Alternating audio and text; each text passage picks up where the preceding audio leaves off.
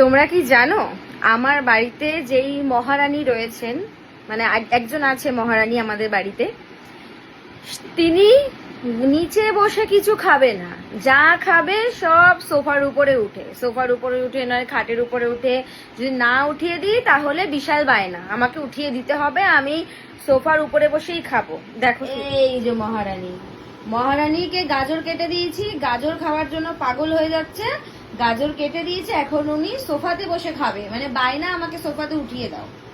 এই যে সোফাতে বসে বসে লুকিয়ে লুকিয়ে গাজর খাচ্ছে, যাতে কেউ দেখতে না পায়। ওর গাজর খাওয়ার টেকনিক দেখো। মাম্মা, ও মাম্মা, আর তাকাবে না। তুমি যে লুকিয়ে লুকিয়ে গাজর খাচ্ছ, তুমি মাম্মাকে দেবে না একটু? দেখেছো, সোফার উপরে বসে গাজর খাবে, সব বিস্কিট গাজর সব সোফার উপরে বসে বসে খাবে।